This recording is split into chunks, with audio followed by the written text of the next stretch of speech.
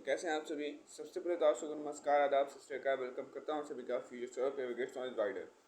दोस्तों, आज हम लोग chapter 1 that is market structure and pricing, जो कि इम्पोर्टेंट है also for BCom first year, जैसे कि MG KVP काशी विद्यापीठ हो गया और अदर कॉलेजेस हो गए, उनके लिए इम्पोर्टेंट है। साथ ही साथ ये बीकॉम सेकेंड ईयर में फोर्थ सेमेस्टर वालों के लिए भी इम्पोर्टेंट है। बीकॉम फर्स्ट ईयर में सेकेंड सेमेस्टर वालों के लिए for MJ KVP and other colleges.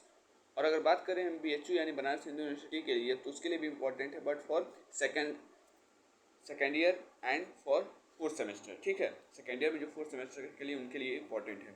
तो बात करने वाले हम लोग मार्केट स्ट्रक्चर एंड प्राइसिंग के बारे में, जिसमें कि लोग आज स्टार्ट करने वाले हैं। सबसे पहले तो हमको समझना होगा मार्केट स्ट्रक्चर के कॉन्सेप्ट के बारे में कि मार्केट स्ट्रक्चर बेसिकली होता क्या है। तो चलिए बिना देर के वीडियो को स्टार्ट करते हैं।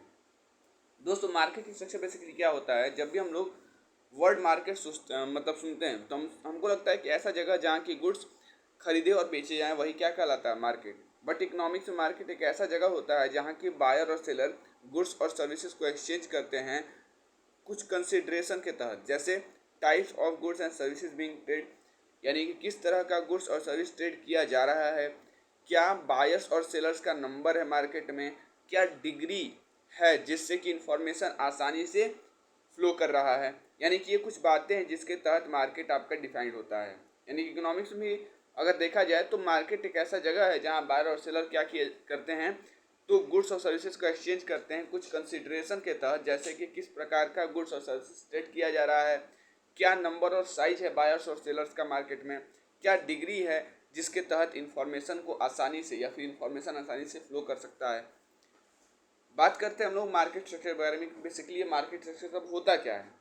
देखिए, मार्केट स्ट्रक्चर कंसिस्ट करता है number of firms that supply goods, यानी कि संस्थाओं की वह संख्या जो कि गुड्स और सर्विसेज को सप्लाई कर रहे हैं, और कंज्यूमर जो कि इस गुड्स और सर्विसेज को क्या कर रहे हैं, बाई कर रहे हैं, उनका जो नंबर होता है that will be your market structure. यानी market structure basically number of firms that supply goods and services and the number of consumers who buy this goods and services, that is your market structure. तो market structure में पता चला कि भाई market structure consist करता है number of firms that supply goods and services and the consumers who buy this goods and services, that will be your market structure. अब बात करते हैं अपने नेक्स्ट टॉपिक पर, दैट इज योर कि market structure के कितने टाइप्स होते हैं। बेसिकली मार्केट स्ट्रक्चर के दो टाइप होते हैं, एक होता है परफेक्ट या फिर प्योर मार्केट, और दूसरा होता है इम्परफेक्ट मार्केट। अब ये परफेक्ट मार्केट क्या होता है, परफेक्ट मार्केट क्या होता है। तो देखिए, परफेक्ट मार्केट एक ऐसा मार्केट का सिचुएशन है जिसमें कि बहुत ज़्यादा संख्या में खरीदार यानी कि बायर्स होते हैं और सेलर्स भी होते हैं यानी कि विक्रेता होते हैं, ऑफरिंग अ होमोजीनियस प्रोडक्ट, जो कि एक जैसा सेम प्रोडक्ट ऑफर करते हैं।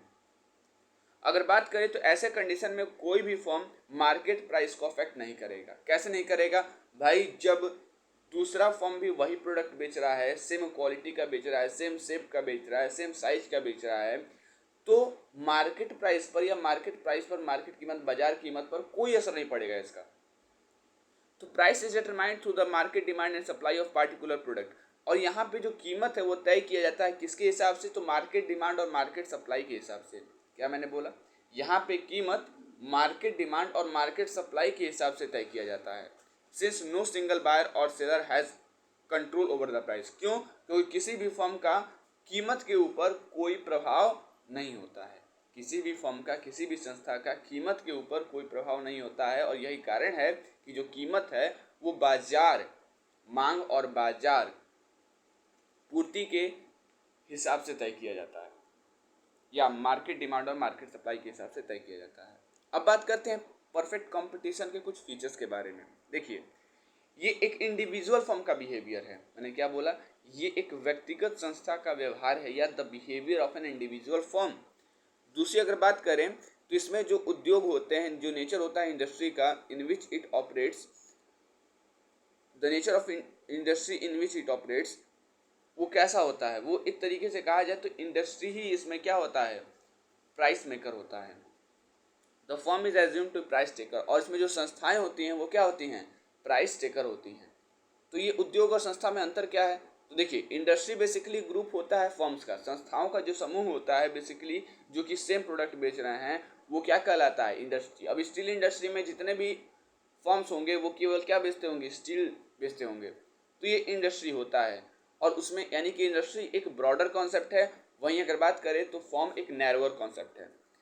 फॉर्म इसमें प्राइस टेकर एज्यूम करके चला जाता है। The industry is characterize by freedom of entry and exit. यहाँ पे जो इंडस्ट्री को कैरेक्टराइज होता है कि भाई कोई भी आ सकता है, कोई भी जा सकता है, आने और जाने पर कोई रोक नहीं रहता है। अगर बात करें तो ऐसा रियल वर्ल्ड में तो कोई मार्केट होता नहीं है। हाँ, कुछ हद तक गेहूं के मार्केट को, वीट के मार्केट को, राइस के मार्केट, वीट के मार्केट को, नॉट राइस के मार्केट को, वीट के मार्केट को कहीं हद तक परफेक्ट कंपटीशन का एग्जांपल बताया जाता है। All buyers and sellers have the perfect knowledge of market condition. जितने भी खरीदार और विक्रेता होते हैं उनको मार्केट के स्थितियों के बारे में, बाजार की स्थितियों के बारे में पूरा ज्ञान होता है, परफेक्ट नॉलेज होता है। End of any changes that occur in the market, और किसी भी तरह के चेंजेस के बारे में भी ज्ञान होता है जो कि मार्केट में हो रहे हैं। आसानी से कोई आ भी सकता है, आसानी से कोई जा भी सकता है। और यहाँ पे प्रोडक्ट जो बेचे जाते हैं वो सेम होते हैं, होमोजीनियस होते हैं। होमो का मतलब ही होता है same. Demand curve under perfect for industry and form. ध्यान से अगर देखें तो यहाँ पे एमसी यानी कि मार्जिनल कॉस्ट, और ये दिया है एवरेज कॉस्ट। तो average cost A R is demand is equals to A R, average revenue demand के बराबर होता है, और A R is equals to M R. और यही जो आपका P1 दिख रहा है ना, जो हॉरिजॉन्टल हुआ है, that will be your price and that will be your, मतलब कि हम लोगों ने वाई एक्सिस पर शो किया है प्राइस को और एक्स एक्सिस पर शो किया है क्वांटिटी को। तो यहाँ देख सकते हैं जहाँ एम सी और ए सी एक दूसरे को इंटरसेक्ट हो रहे हैं, कर रहे हैं, या फिर यूँ कहें तो जहाँ M C, A C, A R, M R ये सब के सब क्या हो रहे हैं? इक्वल हो रहे हैं। वही क्या है? आपका प्राइस लाइन है। वही क्या है? आपका प्राइस लाइन है फॉर फॉर्म, लेकिन ये फॉर्म के लिए है। बात कर रहे हैं अगर इंडस्ट्री के बारे में, तो इंडस्ट्री में देख सकते हैं कि मैंने अभी भी बोला था कि जो आपका कीमत होता है, जो आपका प्राइस होता है, वो कहाँ तय किया जाता है? वो प्राइस तय होता है मार्केट डिमांड और मार्केट सप्लाई के हिसाब से। यानी कि जहाँ मार्केट डिमांड मार्केट सप्लाई को क्या करे? इंटरसेक्ट करे जिस पॉइंट पर, वही पॉइंट पर कीमत तय कर दिया जाता है। तो market demand market supply basically क्या है? तो मार्केट डिमांड और मार्केट सप्लाई की अगर बात करें तो मार्केट डिमांड किसी एक कंज्यूमर का डिमांड नहीं होता है, बहुत सारे कंज्यूमर का जो मांग हो, मार्केट डिमांड। मार्केट सप्लाई किसी एक संस्था का नहीं, बहुत सारी संस्था, और जब बहुत सारी संस्था मिलेंगी तो क्या बन जाएगा? उद्योग बन जाएगा। यानी ये जो दूसरा फिगर है वो दिया है क्वांटिटी, एंड यहाँ वाई एक्सिस पे दिया है प्राइस। ठीक है, तो ये आपको समझ में आया। देन अगर बात करें तो इंडस्ट्रीज में normal demand and supply curve है, मोर सप्लाई एट हाई प्राइस। यानी कि अगर कीमत ज़्यादा होगा तो सप्लाई भी ज़्यादा होगा, कीमत अगर ज़्यादा होगा तो सप्लाई भी ज़्यादा। फर्म की अगर बात करें तो फर्म इसमें प्राइस टेकर होता है, और इसे इंडस्ट्री का जो कीमत तय किया गया है उसको एक्सेप्ट करना होता है। नेक्स्ट हमारा जो लास्ट टॉपिक है जिसके बारे में आज हम डिस्कशन करते हैं, that will be your short run analysis of perfect competition. देखिए फर्म का जो ऑब्जेक्टिव होता है शॉर्ट रन में is to produce the level of output. वो क्या होता है? आउटपुट के उस लेवल को प्रोड्यूस कर देना जो कि प्रॉफिट को क्या करेगा? मैक्सिमाइज करेगा, जो कि प्रॉफिट को बढ़ाएगा।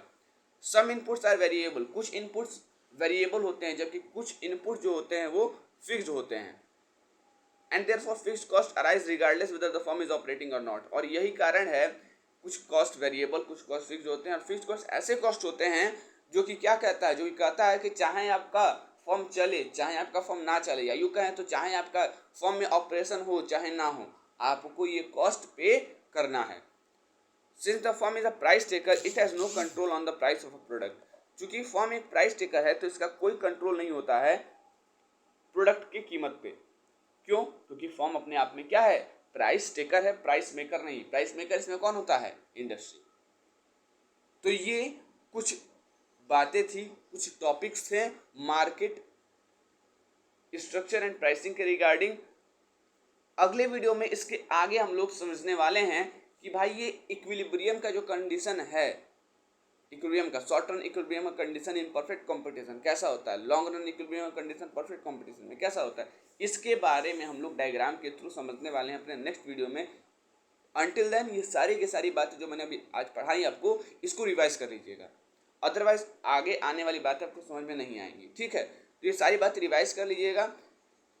अगर वीडियो अच्छी लगी हो तो वीडियो को लाइक कीजिएगा। चैनल को अभी तक आपने सब्सक्राइब नहीं किया, चैनल को सब्सक्राइब करके बेल आइकन को दबाएं ताकि जो भी अपडेट्स हमारे चैनल पे आए कहीं आपसे मिस ना हो जाएं। तो तब तक के लिए बने रहिए फ्यूचर सर्वर के साथ, वेरगेट्स नॉलेज राइडर। तब तक के लिए आप सभी को हमारी टीम की तरफ से धन्यवाद।